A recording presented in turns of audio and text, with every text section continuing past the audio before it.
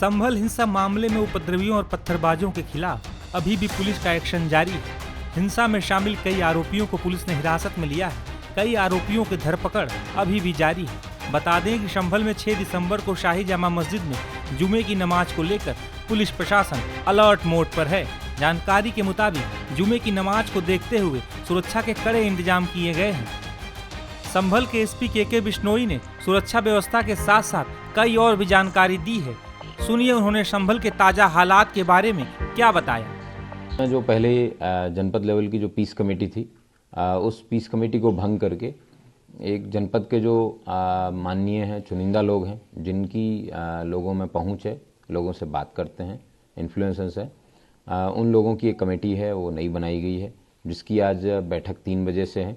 और सभी जनपद के जितने भी मौलाना हैं, कारी हैं, इन सबसे बातचीत की जा रही है कि जिस तरीके से पिछले जुम्मे की नमाज जो अदा की गई थी, उसी तरीके से इस बार की भी नमाज है वो अदा की जाए।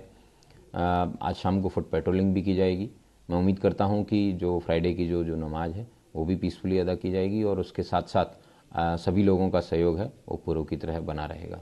सर, इसमें कितने होंगे जो पीस कमेटी की बैठक है? 100 के करीबन लोगों को जो जनपद के विभिन्न थानों से चुने गए हैं, उनके आधार पे उनको बुलाया जा रहा है। और जो 24 तारीख का इंसिडेंट हुआ था उसमें अभी तक 34 लोग गिरफ्तार किए जा चुके हैं और अन्य लोगों की भी धरपकड़ जारी है। जल्दी बाकी लोगों को भी गिरफ्तार करके जेल भेजा जाएगा। 83 लोग हैं, उनके नाम जो है प्रकाश में ऑलरेडी आ चुके हैं और 400 के करीबन लोग हैं जिनके फोटोज़ हैं वो यूनिक तरीके से आइडेंटिफाई किए जा चुके हैं। सर, कल आपके आसपास के क्षेत्र में फ्लैग मार्च भी निकाला, जहाँ कुछ लोगों से भी आपने बात की और कहा कि जो भी लोग हैं जो शामिल थे खुद सरेंडर कर दें, अन्यथा पुलिस की द्वारा सख्त कार्रवाई की गई। सभी लोगों से अपील की जा रही है कि उन लोगों को पता है, जिन लोगों ने इस घटना में पार्टिसिपेट किया है, सबके फुटेज हमारे पास हैं, तो बेहतर ये है कि बजाय कि पुलिस को इतनी मेहनत करनी पड़े, आप स्वयं थाने पे आके बता दें कि मेरे द्वारा ये घटना कारित की गई थी और भविष्य में मैं इस तरीके की घटना नहीं कारित करूंगा। तो कम से कम आके बताएं अपनी बात और पुलिस एविडेंस के आधार पे उनके खिलाफ जो है वो कार्रवाई सुनिश्चित करेगी। Thank you. सर, कल है और जुम्मे की नमाज भी शुक्रवार भी है। कई साल पहले 1991 में बाबरी मस्जिद ध्वंस भी हुआ था। इन सब चीज़ों को ध्यान में रखते हुए क्या कुछ अतिरिक्त सुरक्षा के इंतजाम भी किए गए कल? जनपद संभल में ऑलरेडी हमारे पास एक RAF की कंपनी और 9 अन्य PAC और RRF की कंपनीज हैं। सुरक्षा की दृष्टि से चप्पे चप्पे पर पुलिस फोर्स मौजूद है और कोई भी व्यक्ति है वो कानून को हाथ में लेने का प्रयास नहीं करेगा, ऐसी मेरी उम्मीद है। लेकिन फिर भी अलर्ट रहकर सभी लोगों के सहयोग से जो 6 दिसंबर का दिन है वो शांति से गुजरेगा। Thank you. माननीय मुख्यमंत्री के द्वारा सर आज सोशल मीडिया पर अपनी बात रखी गई। उन्होंने कहा उपद्रवियों को बख्शा नहीं जाएगा, जो सरकारी संपत्ति को नुकसान पहुंचा गया उसका आंकलन कर उन्हीं उपद्रवियों से वसूला जाएगा, पोस्टर्स जारी किए जाएंगे। क्या कुछ सर अपडेट है इस मामले में? कितना आंकलन हुआ है नुकसान? 1 करोड़ रुपए से ज़्यादा का नुकसान विभिन्न रूप से हुआ है, जिसमें कई कारें जलाई गई है, ट्रांसफार्मर्स जलाए गए हैं, उसके साथ साथ कैमरे तोड़े गए हैं, पब्लिक प्रॉपर्टीज़ के भी कैमरे तोड़े गए हैं। तो इन सब की वसूली जो है वो बिल्कुल उन्हीं उपद्रवियों से की जानी है।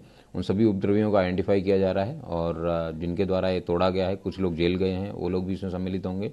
और जब एक बार पूरे मामले का चार्जशीट के आसपास जब रेडी हो जाएगा तब इसमें कार्रवाई।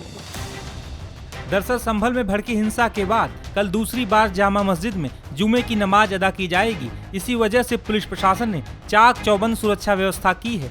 जामा मस्जिद के साथ साथ कई संवेदनशील इलाकों में बड़ी संख्या में पुलिस के साथ बाकी जवान भी तैनात हैं। दरअसल संभल हिंसा मामले को लेकर राजनीति भी तेज है। विपक्षी दल संभल हिंसा के बाद से ही यूपी सरकार के साथ साथ पुलिस प्रशासन पर भी सवाल उठा रहे हैं। समाजवादी पार्टी के मुखिया अखिलेश यादव संभल मामले को लेकर लगातार योगी सरकार पर हमलावर हैं। संसद में भी उन्होंने संभल मामले पर कई सवाल उठाए हैं। अचानक ये जो घटना हुई है, ये सोची समझी रणनीति के तहत वेल प्लान्ड हुआ है और वहाँ के भाईचारे को गोली मारने का काम हुआ है। जो घटना हुई है वो सोची समझी साजिश है। वहाँ जो खुदाई की बात लगातार अध्यक्ष महोदय देश में कोने कोने पर भारतीय जनता पार्टी और उनके सहयोगी और समर्थक शुभचिंतक बार बार खुदाई की जो बात कर रहे हैं अध्यक्ष महोदय, ये खुदाई जो है हमारे देश का सौहार्द हमारे देश का भाईचारा, हमारे देश का गंगा जमनी तहजीब को खो देगा। मैं आपका धन्यवाद इसलिए भी देता हूं कि इस महत्वपूर्ण जो साजिश हुई, और वो साजिश सोची समझी इसलिए मैं बोल रहा हूं। उत्तर प्रदेश का चुनाव था, पहले 13 तारीख को चुनाव होना था और 13 तारीख के चुनाव को उन्होंने बढ़ा करके 20 तारीख कर दिया। और इस जो घटना है मैं आपके सामने पढ़ना चाहता हूं। अध्यक्ष महोदय, ये यात्रा रुकी क्यों नहीं है? यात्रा ले जाओ दूसरी तरफ। अध्यक्ष महोदय, संभल की शाही जामा मस्जिद के खिलाफ 19/11/2024 को सिविल जज सीनियर डिवीजन छंदौसी संभल में एक याचिका डाली गई। कोर्ट ने दूसरे पक्ष को, अध्यक्ष महोदय सुनिए, ये सुनना चाहिए, हम यूं ही नहीं कहते थे। तो संक्षिप्त में बोले। अध्यक्ष महोदय, हम यूं ही नहीं कहते थे कि संविधान ये मानती नहीं सरकार। हम यूं ही नहीं कहते थे कि संविधान नहीं मानती। जब प्लेसेस ऑफ वर्शिप एक्ट है, प्लेसेस ऑफ वर्शिप एक्ट है, हम बनते तो बहुत कुछ हैं। संभल के शाही जामा मस्जिद के खिलाफ 19/11/2024 को सिविल जज सीनियर डिवीजन चंदौसी संभल में एक याचिका डाली गई। कोर्ट ने दूसरे पक्ष को सुने बगैर उसी दिन 19/11/2024 को सर्वे के आदेश दे दिए। ताज्जुब की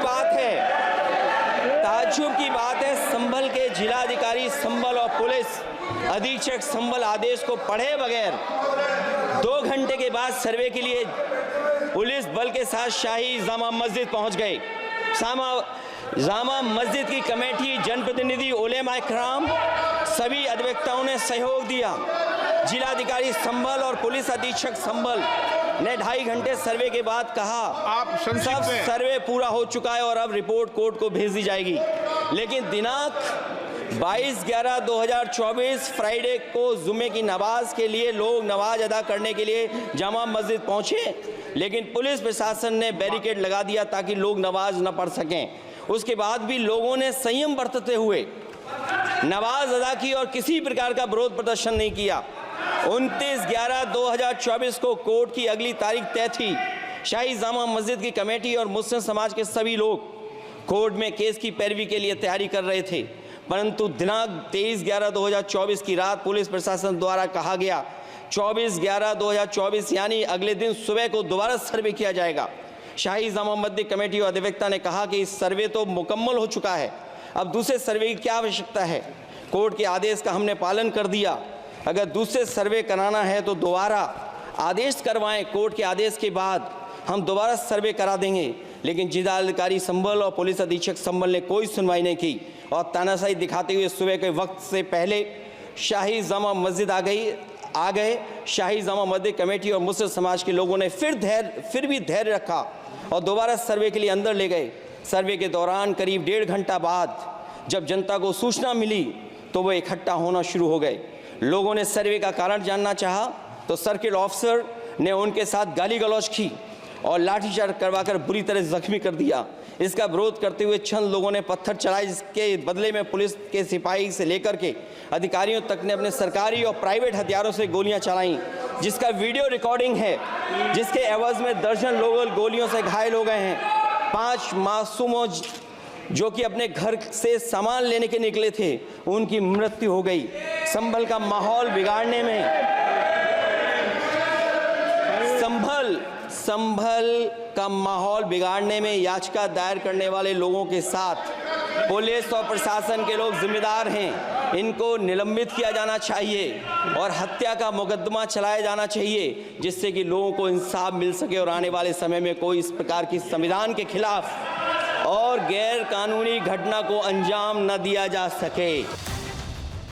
समाजवादी पार्टी ही नहीं बल्कि कांग्रेस भी संभल मामले पर योगी सरकार को घेरने में लगी हुई है। बता दें कि कल कांग्रेस नेता राहुल गांधी संभल जाने के लिए निकले थे। हालांकि पुलिस ने उन्हें गाजीपुर बॉर्डर पर रोक दिया था, जिसके बाद उन्हें वापस दिल्ली लौटना पड़ा था।